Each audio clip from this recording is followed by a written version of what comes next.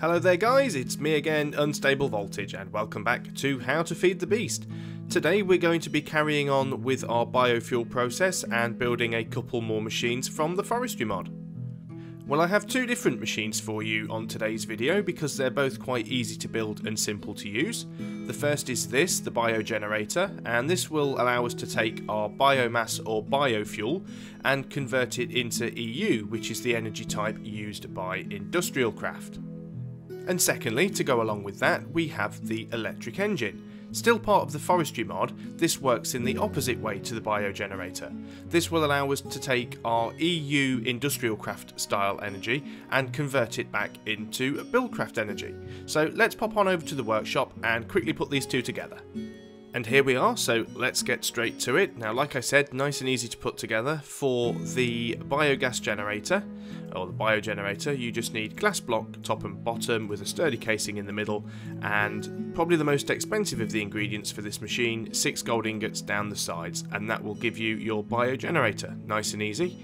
As for the electric engine, also nice and easy to build. Like most engines, it's pretty much a similar recipe. Piston in the bottom middle with a tin gear either side, glass block in the middle, and then 3 tin ingots along the top, and there you go, we have our electrical engine. So I'm going to pop outside and put those down and add them to our biofuel plant.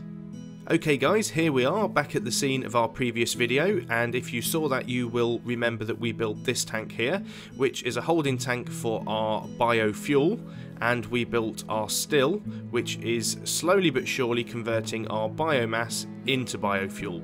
Now the reason we do that is because biofuel is actually more powerful per bucket than biomass is, which means you can convert your biomass to biofuel and it will take up a lot less space. Now before I go on, I must stress one thing. This is not the most efficient way to do things. Even using the still, which is more efficient than a refinery, it takes 3 1/3 buckets of biomass to make 1 bucket of biofuel, and then when you consider that we are also having to use a fuel to power the engine to work the still, we're actually losing out by the end of it. So the reason I'm doing these videos, and the reason that I am doing the biofuel process in this way, is to demonstrate the way you can run the process, not the way you should run the process.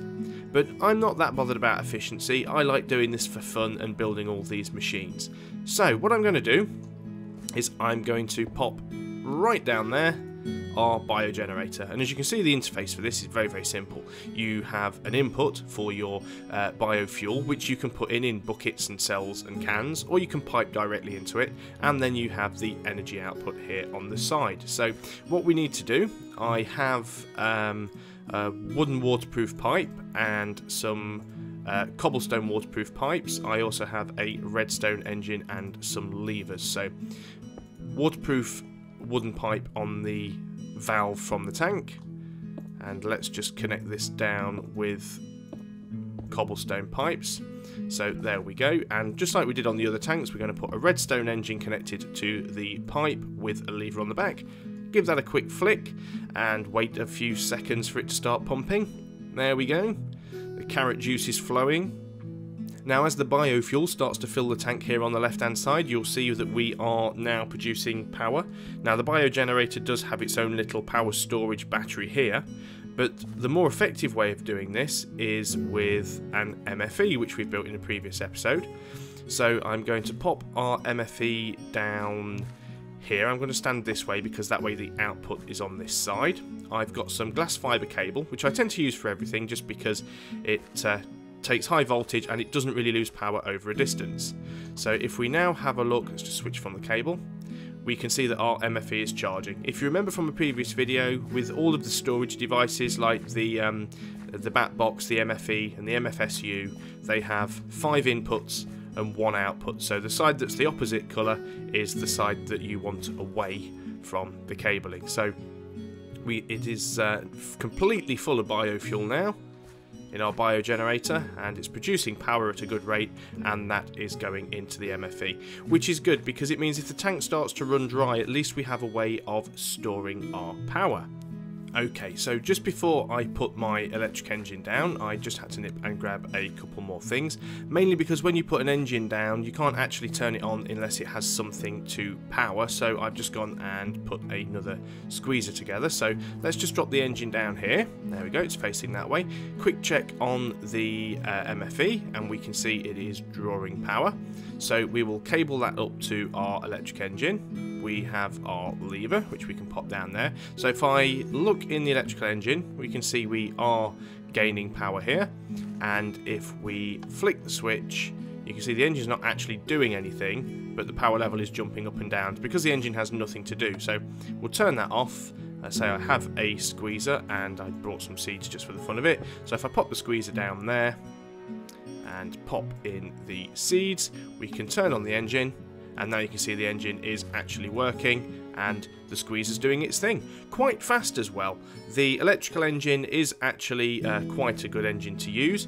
It won't explode. It will take any voltage, so you can even put high voltage in from an MFSU if you have one. We're running off an MFE, which means this is medium voltage. Now, medium voltage is outputting a 128 EU per tick, and the low voltage is 32 EU per tick, high voltage is 512. Now, the engine only uses 6 EU per tick, so it doesn't really matter how much you're outputting, it's only going to use 6. You do have to use the appropriate wire. If the wire can't handle the voltage, you can blow up your storage unit, which you don't want to have.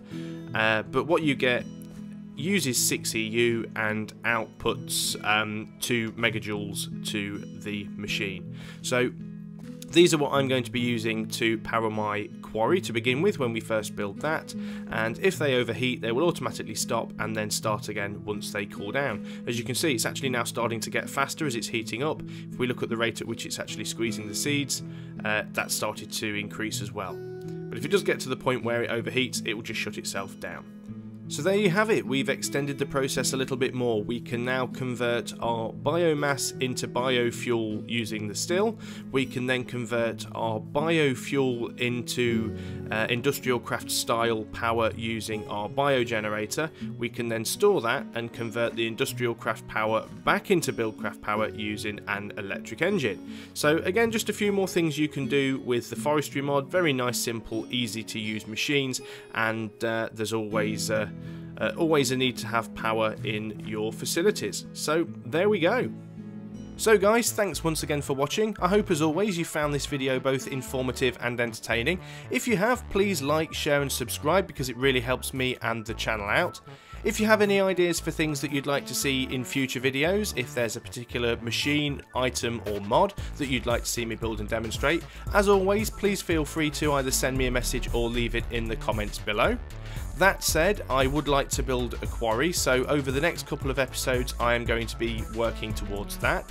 As I've said in the previous 2 videos, the quarry is now a little bit more complicated thanks to Gregtech, and before I can build the quarry I need to be able to make a mining drill, and before I can make the mining drill I need to be able to make titanium ingots, which is going to require a couple more machines. So over the next sort of 2 or 3 videos we're going to be building a few machines from Industrial Craft 3 and then working towards our quarry. So until then, thank you for watching. I have been UnstableVoltage. This has been How to Feed the Beast in Minecraft, and I will see you on the next video. So goodbye for now.